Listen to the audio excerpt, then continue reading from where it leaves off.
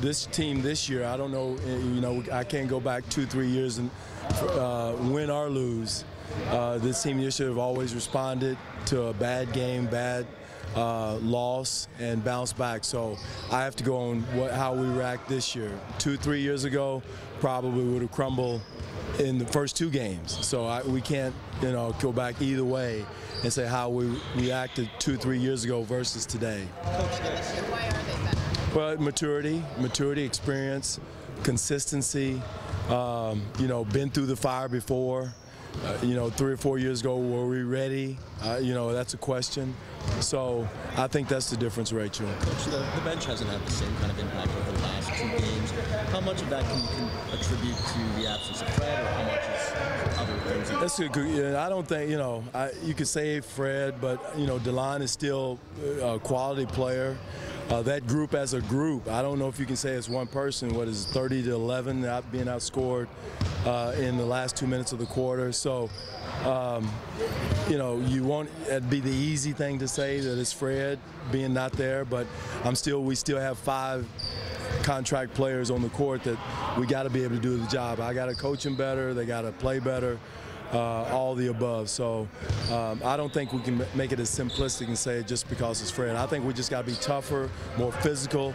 They were the more physical team last night as we were in Toronto. They were into us, and then we didn't respond with the proper amount of force. As much as you say the veterans that you've been through here before, the guys coming off the bench are still relatively young, right? They haven't always experienced this. So how would they respond to the moment, especially being on the road? Well, again, that's always a question, Jared, is how they respond. Again, that was our first, I wouldn't say it's our first playoff game because Dwane was in the playoffs last year. Jakob was in the playoffs last year. Who wasn't in the playoffs? So I'm not going to let them off that easy either. So they were here last year when we played in Milwaukee and beat Milwaukee on the road. So again, that could be a factor, but again, it's a year later. Dwane, when you're evaluating your defensive performance, how do you separate the opportunities you gave them with your turnovers from actually how you defended? Totally, like I said at the scrum last night, it's a two-point area. 55% of where they shot from the field, and 19 turnovers for 28 points. But I think you're like 10 of 10 in transition. And live ball turnovers. So you can't really judge your defense until you come down and give it a chance. Let's get back, take care of the ball, get a quality shot, good floor balance getting back, and that way we can judge our defense from a set standpoint. But when you turn it over that many times, and some of it is Washington's good defense, and some of it is just taking a gun and just pointing it at a foot and shooting ourselves in the foot. So, those are the things and a lot of them was uncharacteristic. A lot of the guys that weren't here all year, we were 4th in league in low turnovers, and so some of it was uncharacteristic. But again, it just didn't start last night. We had some of the same turnovers the first 2 games,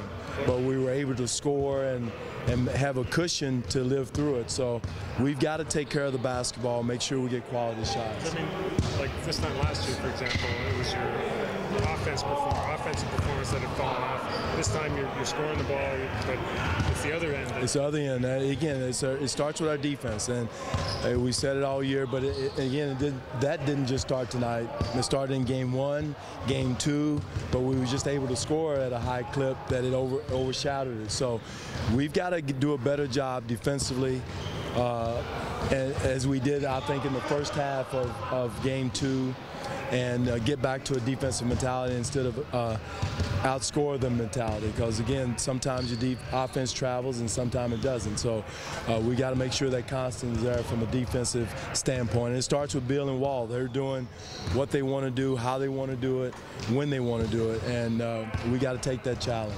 Do you prefer that there's just one day off between games?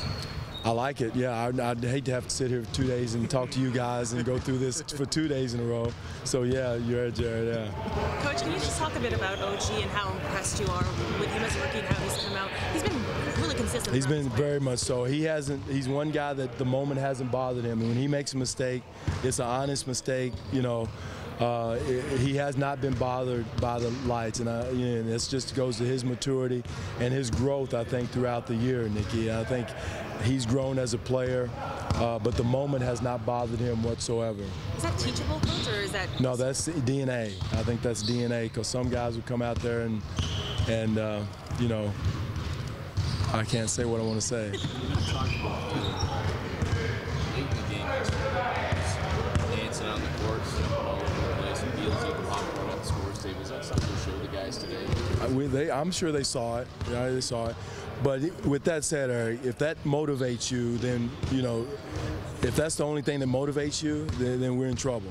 You know, them getting to the basket, sashaying to the hole, getting the jump shots they want, having time to read the label on the ball, those are the things that should motivate you. Or the fact that we got them down 2-0 should be things that motivate us and get us to play at a high level. Again, we didn't bring it last night. Bottom line. I mean, we can twist it anyway, defense, offense, whatever it is. We did not bring the same intensity and the fight and the grit that we played in game 1 and 2. And the reasons are not important. And so, but if it takes that to, or somebody smack you upside the head, push you in the back, knock you down to get you motivated, you know, use that, but it shouldn't take that. To the point of using the 2-0, do you as much as you would like this side of wins to sweep the series? You win tomorrow, you go 3-1, you got on the break. Well, first of all, I don't know if anybody had, you know, think this is going to be easy. There's no easy games in the playoffs for anybody, whether it's 1 through 8. There's no easy game. So I didn't expect to come in and have an easy, but I didn't think we'd come out and perform the way we did last night. But you know, those are the things you think about. You'd like to have that, but we knew it wasn't going to be easy. So now we are where we are. We got how we respond to the loss last night is on us. How we come out tomorrow. I know it's a small sample set, but with the bench, the way it's gone, 3 games now, 2 of the 3 games for sure. They're not like they have been in the past. Do you tweak maybe how much time? No, their time is slowly gone up, but no, those guys, we believe in them. And we're not going to turn on them now as far as just yank the plug on them now. We're going to continue to go with them. Whether tweak a player here, there, we have the prerogative to do that, but we still believe in the second unit. They're going to be out there. They just got to play better. They got to step up, meet the moment, and take advantage of the opportunity. Update on Fred for tomorrow? We'll see. I'm going to quit saying we'll see. That's getting old. He's day to day.